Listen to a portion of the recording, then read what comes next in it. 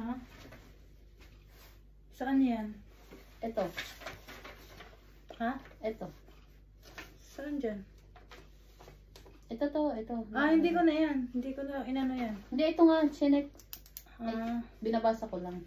What's up guys? It's me again and Ate Virgie, mga OFW sa Japan na mahilig dumiskarte. So ayan na nga guys, today kakalabas lang namin ng work at sabi ko nga sa inyo kahapon na pupunta kami ngayon sa Yakubao Munisipyo. At gawa nga nitong ating natanggap na letter tungkol doon sa 100,000 yen or 10 lapad na ayuda. Kasi nga hindi namin sigurado kung talaga nga bang ito yung sa 10 lapad. Bali nga dito guys ay pinipilapan na namin yung form na kasama doon sa envelope para nga pagpunta namin doon sa Yakuba ay itatanong na lang namin kung tama nga ba yung aming finil-upan. Syempre guys, kanina sa company aba ay pinag-uusapan na nga namin itong about sa 10 lapad kung marami nga ba sa amin ang nakatanggap. At sabi nga ng mga senpai namin ay ito na nga daw talaga yung about sa 10 lapad kaya i-fill up na nga daw namin at ipasa. Kung baga sa ano guys parang sure na nga ito na about nga ito sa 10 lapad at kami nga ay eligible na makakatanggap. Hindi ko na nga rin pala naipakita dito sa video guys yung itsura ng form dahil kami ay naghahabol ng oras at dito nga ay mga mag-aalas 5 na ay magsasarado naman yung City Hall. Isasabi ko na nga lamang sa inyo, dun sa form meron dun 3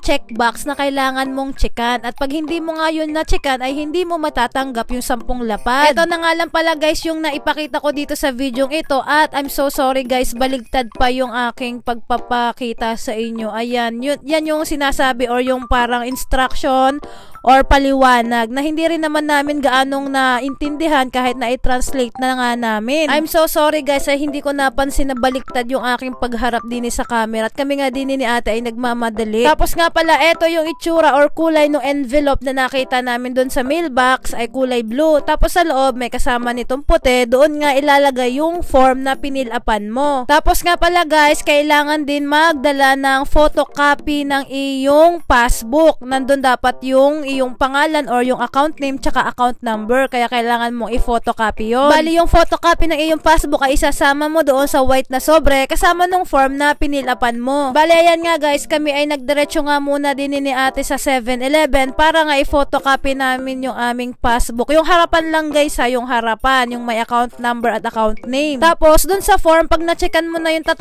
box, ilalagay mo naman yung pangalan mo, tapos yung date kung kailan mo ipapasa, tapos yung iyong denwa bango. Then, checkan mo doon yung maliit ulit na checkbox na nagsasabi na inaalaw mo na ipasa or i-transfer yung pera doon sa account or bank account na ilalagay mo doon. Pagkatapos ngang ma-checkan doon guys yung maliit na checkbox, sunod noon ay maglalagay ka ng iyong bank account at saka yung account name. Mamimili ka na nga lamang kung anong klaseng bank yung hawak mo. Pero yung sa amin kasi dahil Yucho, doon kami sa pangalawang option na Yucho Bank. Nandito na kami ni ate. Diyos ko, hindi nga namin alam kung ba't ba kami pumunta dito. Basta itatanong na lang namin kung arigay tunay at arigay para sa amin. O tama ba ang pinilapan namin. Dahil napilapan na namin siya Ayan, mag-face mask muna tayo guys. Good. 検討ですか？3番です。ここじゃなくて向こう。はい。ありがとうございます。すいません。すいません。ありがとうございます。3ね、3。届きました？はい。これは正しいですか？はい。お願いします。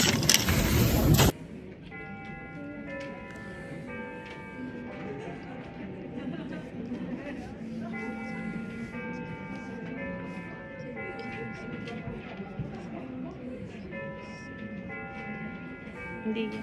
Sa tabon ko rinですね. Pakita mo din yung passbook mo. 大丈夫です。大丈夫ですか？はい。あれするんで大丈夫です。はい。じゃあこれでお預かりします。お預かりします。はい。はい。そのまま。このままもう預かっちゃいます。はい。ありがとうございます。はい。すいません。ありがとうございます。これもいらなければもらっちゃうよ。はい。ありがとうございます。はい。ありがとうございます。お預かりします。Tay, usap mo to. Ayan. Dito muna tayo. Hindi ko nga naintindihan. Taske te ageru?